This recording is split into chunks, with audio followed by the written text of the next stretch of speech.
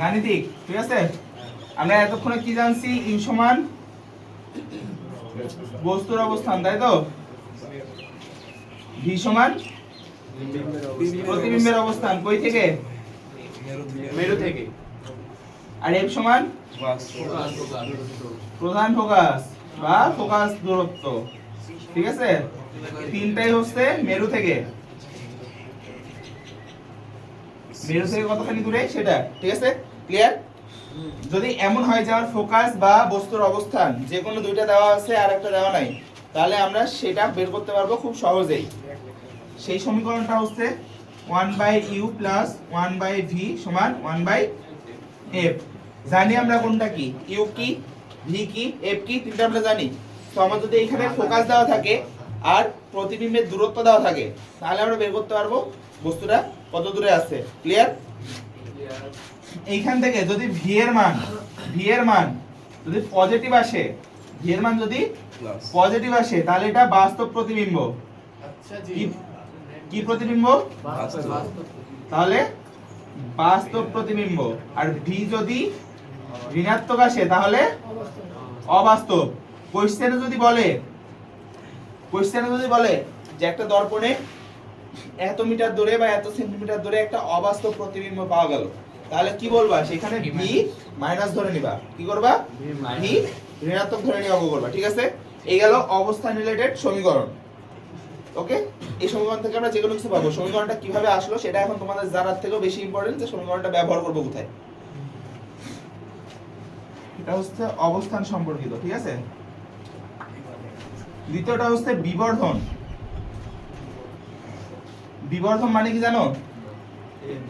প্রতিবিম্ব বস্তুর তুলনায় কতটুকু বড় বা ছোট, বা কতটুকু বড়, সরি ছোট না, প্রতিবিম্ব বস্তুর তুলনায় কতটুকু বড়, সেটা হচ্ছে বিবর্ধন। সেই অনুপাতটা হচ্ছে বিবর্ধন। এখানে মনে রাখো ভি, ইউ, এফ তিনটারই একই একক নেওয়া লাগবে। একই একক, অর্থাৎ সেন্টিমিটারে থাকলে সব সেন্টিমিটারে, মিটারে থাকলে সব মিটারে, মিলিমিটারে থাকলে সব মিলিমিটারে, ক্লিয়ার। কিন্তু বিবর্ধনের কোনো একক নাই, কারণ এটা একটা অনুপাত। কোনো কিছুর অনুপাতের তো কোনো একক নাই, সমজাতীয় অনুপাত সেটার, সেজন্য এরও কোনো একক নাই। এখন এটা কি বললাম যে বস্তু প্রতিবিম্বের তুলনায় কতটুকু ছোট বা প্রতিবিম্ব বস্তুর তুলনায় কতটুকু বড়, তার অনুপাতটাই হচ্ছে বিবর্ধন। এম এম সমান সমান যদি হয় বিবর্ধন, ঠিক আছে।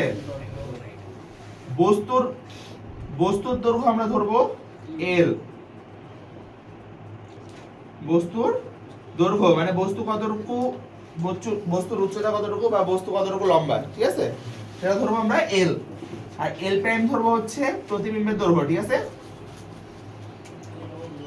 প্রতিবিম্বের দৈর্ঘ্য কি বলছি যে প্রতিবিম্বের দৈর্ঘ্য মানে প্রতিবিম্বের দৈর্ঘ্য বস্তুর দৈর্ঘ্যের থেকে কত গুণ বড়, সেটা হচ্ছে বিবর্ধন। তাহলে এম সমান এল ড্যাশ বাই এল, ক্লিয়ার। কোনো কনফিউশন না? এবার তোমার বস্তুর দৈর্ঘ্য দেওয়া নাই, প্রতিবিম্বেরও দৈর্ঘ্য দেওয়া নাই, কিন্তু তোমার বের করতে হবে বিবর্ধন। তাহলে কি করবা? বিবর্ধনের আরেকটা সূত্র যেটা আছে সেটা হচ্ছে m সমান মাইনাস ভি বাই ইউ। এখানে modulus v by u, m সমান মাইনাস ভি বাই ইউ, অর্থাৎ ভি হচ্ছে প্রতিবিম্বের দূরত্ব আর বস্তুর দূরত্ব হচ্ছে ইউ, ঠিক আছে। এই দুইটার অনুপাতটাও বিবর্ধন। কিন্তু বিবর্ধন কখনো ঋণাত্মক হয় না, বিবর্ধন কখনো ঋণাত্মক হবে না। তো আমরা মডুলাস দিয়ে নিব। যদি আমরা মডুলাস দিই তাহলে কি পাবো? m মডুলাস সমান ভি বাই ইউ, তাই তো? দেখো না মাইনাস উঠানোর জন্য মডুলাস দিলে ভি বাই ইউ। একটা চিত্র থেকে ওই শব্দটা তুলে নিয়ে যেতে হবে। চিত্র থেকে মান বসিয়ে সব থামো, সেটার পরে দেখব। তাহলে এই দুটো কি ক্লিয়ার? সূত্র দুটো ক্লিয়ার? বিবর্ধনের মান m এর মান যদি 1 থেকে বড় হয়, 1 থেকে বড় হয়, তাহলে কি নিঃসন্দেহে l ড্যাশের মান যদি l এর চেয়ে বড় হয় তাহলে ভাগফল 1 এর চেয়ে বেশি আসবে। তার মানে প্রতিবিম্ব হবে বড়, প্রতিবিম্ব বড়।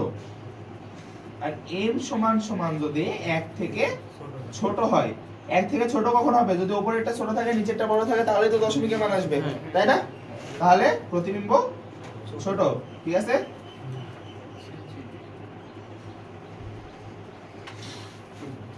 তুলছো?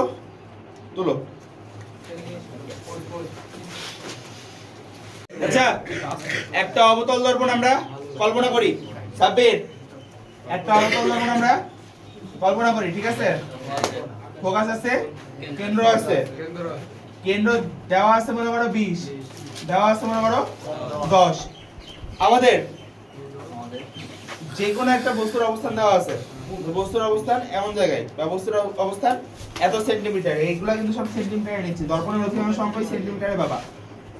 ধরো মনে করো যে কোনো একটা অবস্থান, তোমরা বলো কত সেন্টিমিটারে নেবো, যে কোনো একজন বলো। 13, ঠিক আছে। তাহলে কত নিলাম? 13। 13 মানে কি 10 আর 20 এর মধ্যে আছে, এরকম জায়গায় আমরা চিত্র দেখে বলে দিতে পারি যে বস্তুটা হবে কোন জায়গায়, প্রতিবিম্ব হবে কোন জায়গায়। কোন জায়গায় হবে প্রতিবিম্ব? এই এরকম জায়গায় হবে, তাই তো? উল্টা হবে, বাস্তব হবে, আমরা জানি। কিন্তু আমরা এটা ম্যাথমেটিক্যালি প্রুফ করব যে কত হবে, কোথায় হবে, কেমন হবে, ঠিক আছে? এটা দেওয়া আছে ইউ, এটা দেওয়া আছে এফ। তাহলে সমীকরণটা কি? এটা কিন্তু অবতল দর্পণ, ঠিক আছে? সমীকরণটা কি? 1/f সমান 1/u প্লাস 1/v, তাই তো? কি বের করতে হবে? প্রতিবিম্বের অবস্থান কি বের করতে হবে? প্রতিবিম্বের অবস্থান, ঠিক আছে? তাহলে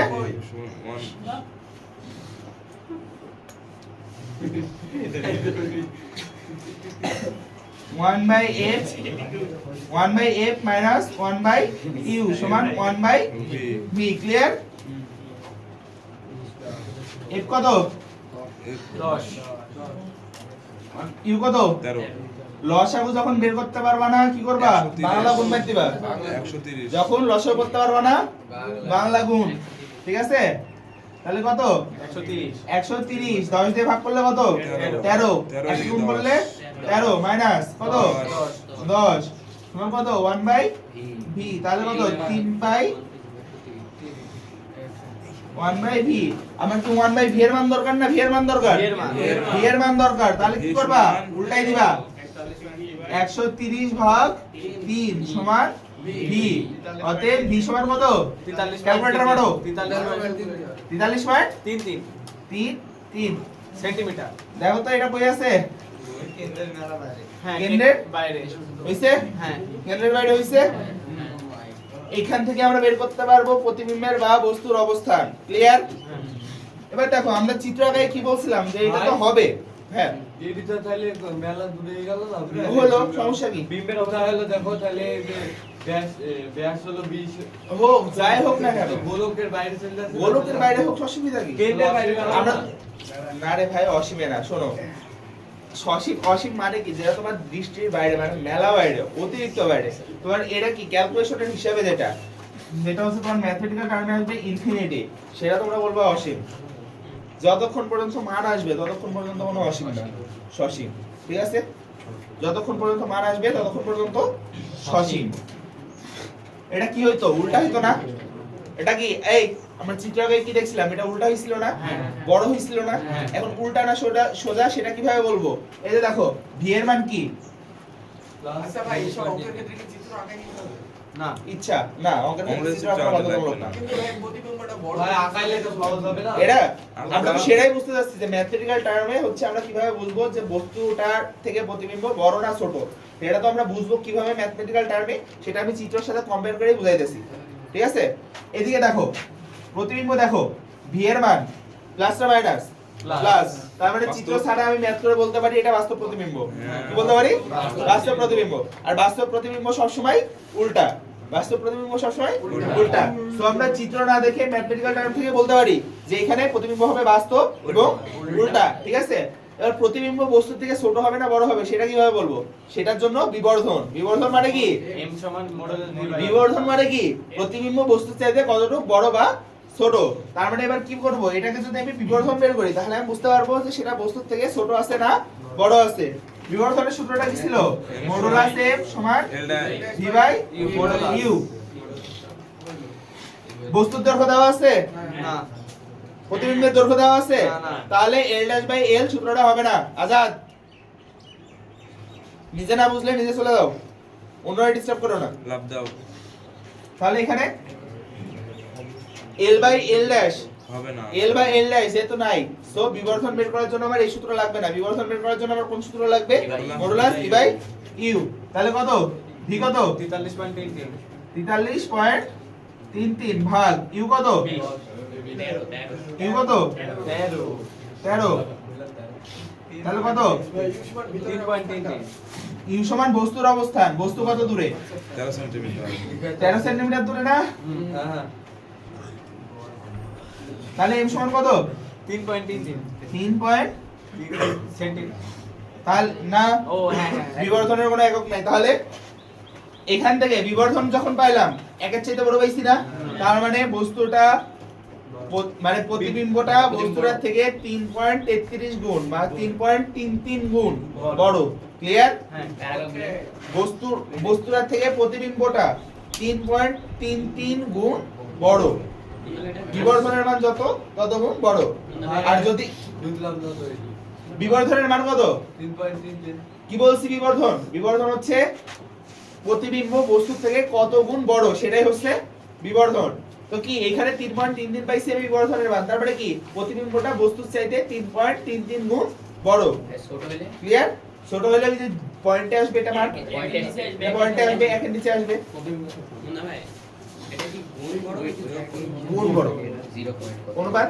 তাহলে এবার তাকাও, চিত্র না দেখে আমরা ম্যাথমেটিক্যাল টার্ম থেকেই চিত্রের বা প্রতিবিম্বের বৈশিষ্ট্য বলে দিতে পারি। বলতে পারি এটা বাস্তব, বলতে পারি উল্টা, বলতে পারি কি বড়। ক্লিয়ার? বস্তু বড় হয়ে তো গেল। অবস্থান কোথায়? অবস্থানও বলতে পারি যে কেন্দ্রের বাইরে। ক্লিয়ার? এটা হচ্ছে আমার ম্যাথমেটিক্যাল বিষয়বস্তু। ঠিক আছে?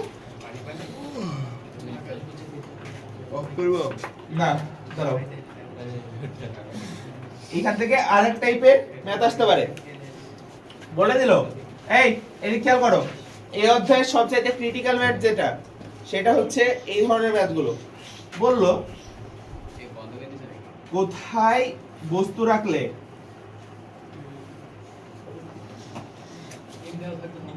3 গুণ বড় বা বিবর্ধিত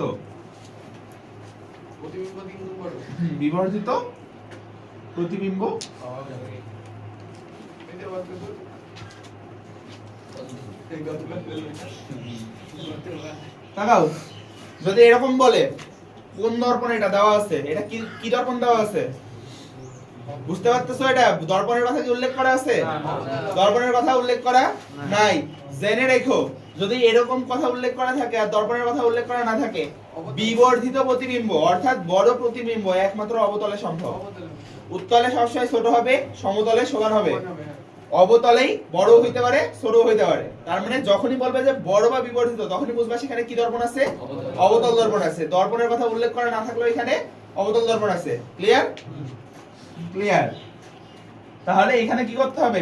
কি দেওয়া আছে? এটা বিবর্ধনের মান। কি দেওয়া আছে?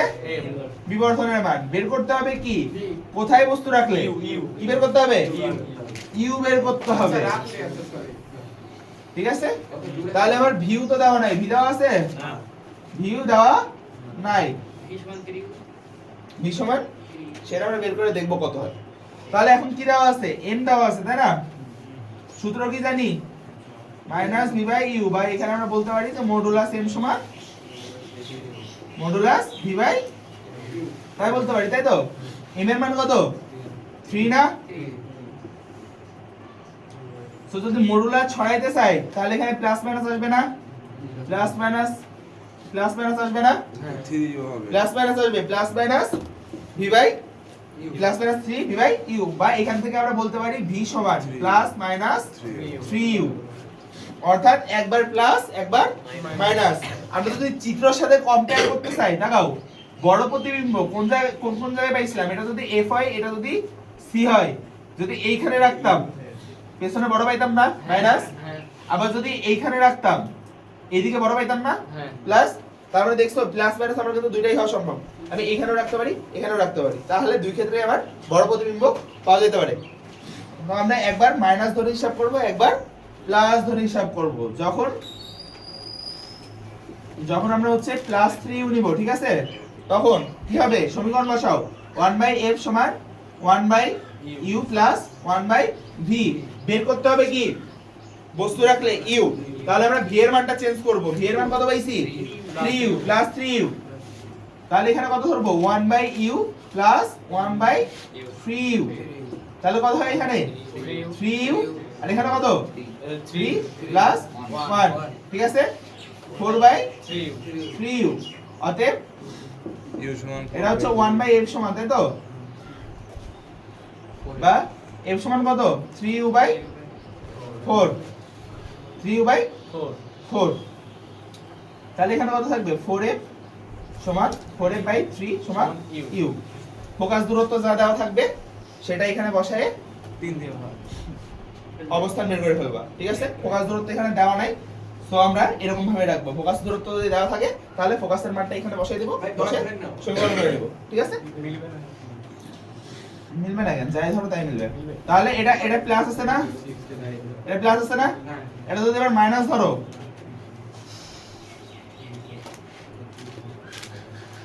আউটপুট আলাদা বলি থাকো।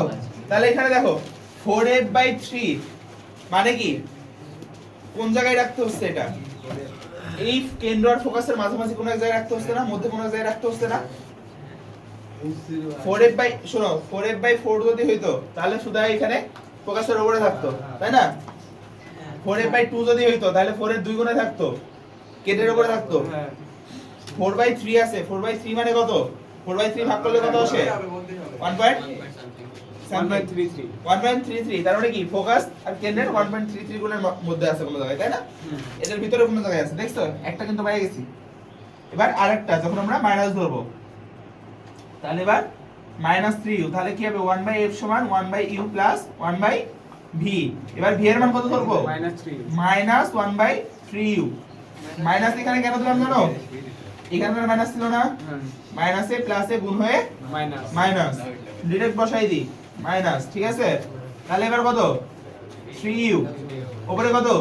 3 - 1, তাহলে 2/3u, তাই তো? অতএব f সমান কত? f সমান হচ্ছে 3u/2। এগুলো সব কি 1/f ছিল? 2f/3। এই যে u এর মান প্লাস মাইনাস ছিল না? একবার প্লাস ধরে করছি, একবার মাইনাস ধরে করছি।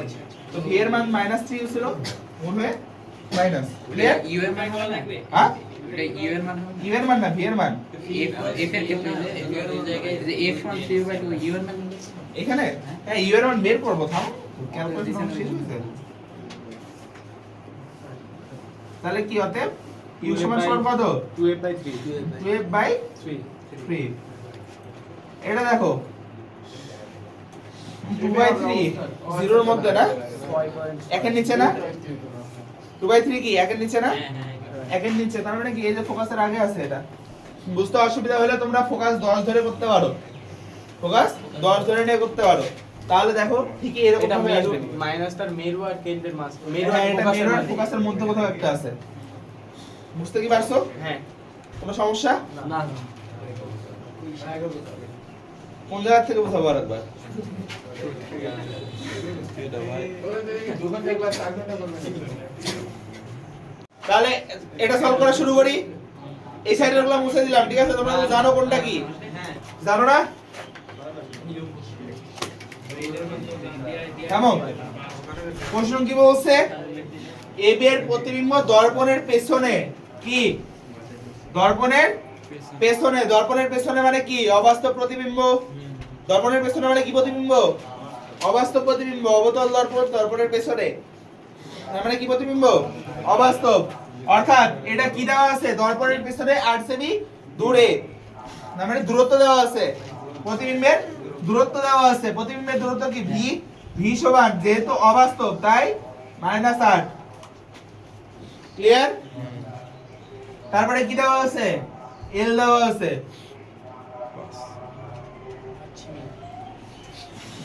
f দেওয়া আছে 60 সেন্টিমিটার। কত?